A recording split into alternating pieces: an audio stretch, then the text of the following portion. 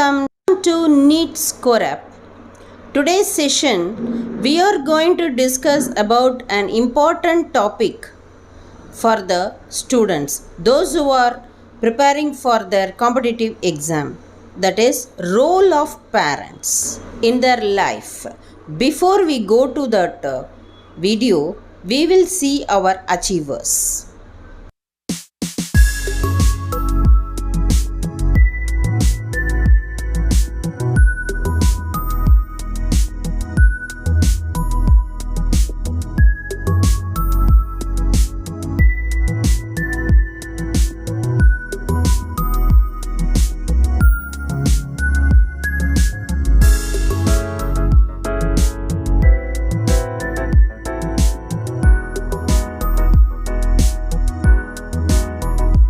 Parents' involvement in your child's education is absolutely essential to his or her eventual success. Surprisingly enough, and the result of every study done in the last 2 decades about what affects a child's success in school concludes that only one factor overwhelmingly affects in every time, that is parental involvement.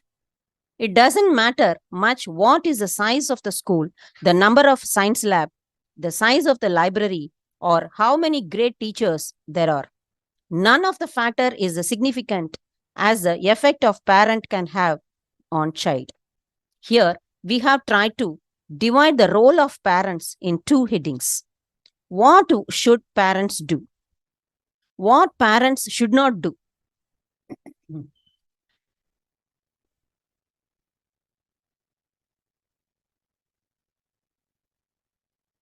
First, what should parents do?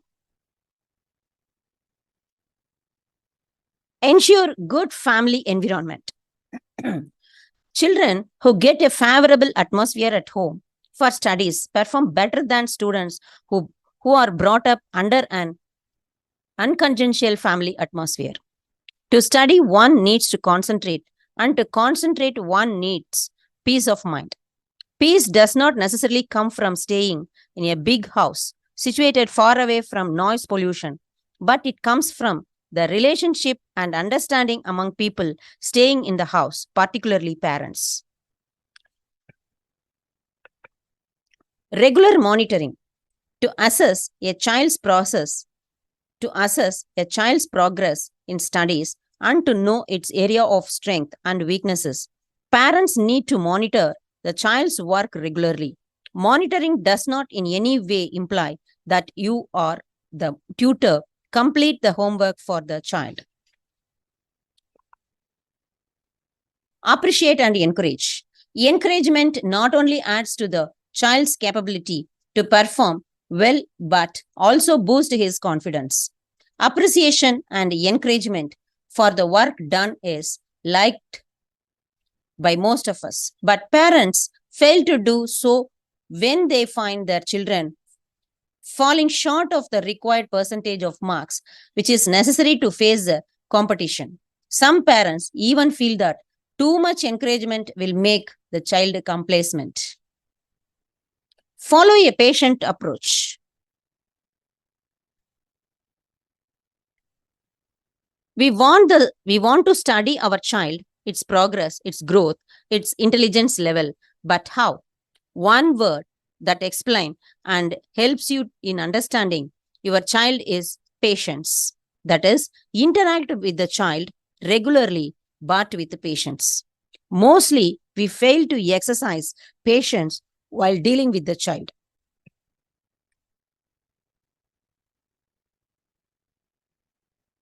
Encourage reading. Reading is necessary to make study interesting. It is a common feature that when it comes to storybooks, children generally get engrossed in them for hours, but reading textbook make them fidgety. What is the reason? Firstly, textbooks are generally read under pressure from parents, teachers, or fear of exams. Contrarily, the child reads comics or stories without any fear, worry, or pressure.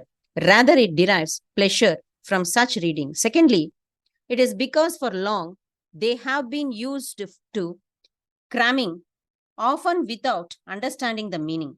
The value of understanding a lesson, finding relationship between concepts.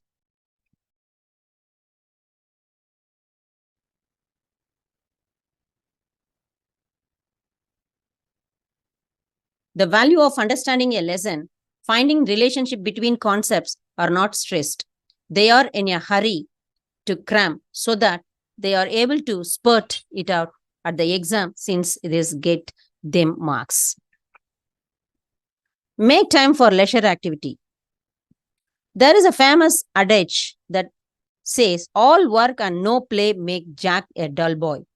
It is important to remember this and ensure that every child has an equal proportion of work and entertainment as part of their schedule. Spending the entire day in front of the book can be detrimental to the mental and emotional health of the child. Therefore, to boost study time, concentration, encourage children to continue with their leisure activity and help them maintain a healthy relation with their books.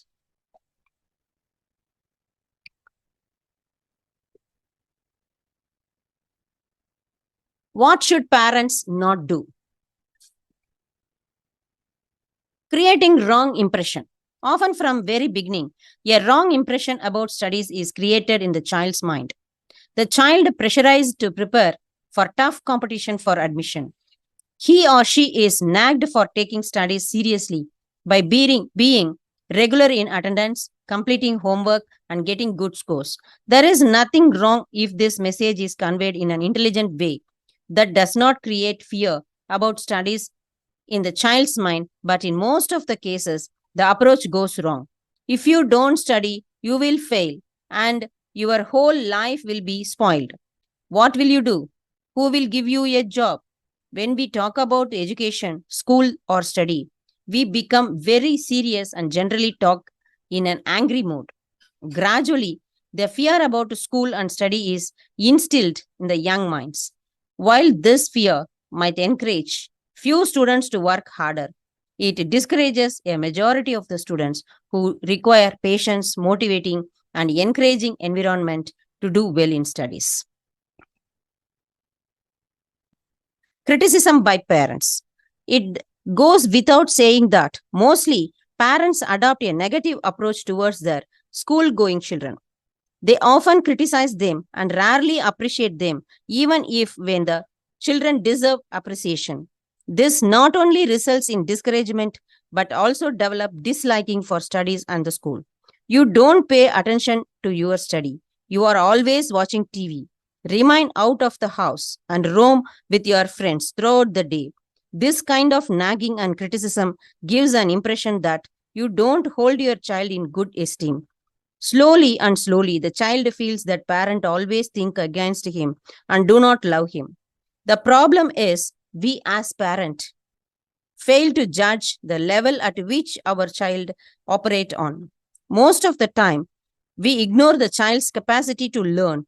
We fail to appreciate his effort and resort to frequent criticism.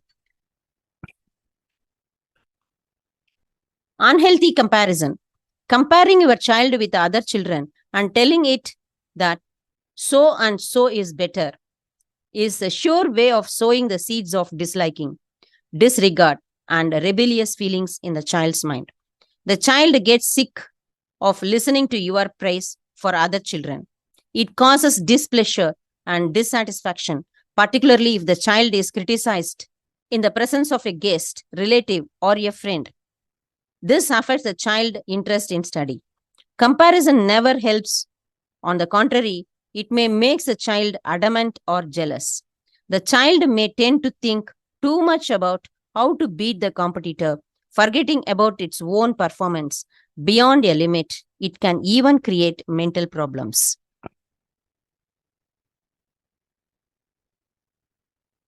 Lack of appreciation. A child is to accepted as he or she is and not as what it ought to be.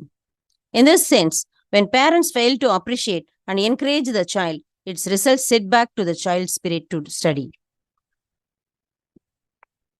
Failure to satisfy curiosity. It kills a child interest in studies if parents fail to answer its innumerable questions. A child is full of endless energy. He wants to know more and more. His thirst to know more increases as he grows. One should never throttle the child's curiosity nor discourage him to talk. It is sometimes really difficult for parents to attend to the child's question, particularly when they are tired after a whole day of work. One should have sympathetic attitude to the child's inquisitiveness, even in such situation. Other things which parents should take care of. Be on the lookout for common signs of stress, such as trouble sleeping, emotional mood swings, loss of appetite, skin ailment, and stomach upset. Be patient, controlled, and calm in the run up to exam. Anxiety to catching. Adapt a realistic attitude towards your child's ability. Don't respect too much. Don't expect too much. But be positive and emphasize academic success rather than failures. Make sure that there is a place available at home where the student can work alone. Make it clear that your son or daughter is valued for reasons entirely unconnected with academic progress. Praise commitment as well as success and try to put the exams in perspective. They are not the be all and end all. Show interest in their achievement outside the schoolwork. Avoid offering rewards such as money, clothes, and cars. Young people may feel they are being manipulated, and it might stop them developing an interest in the subject for its own sake.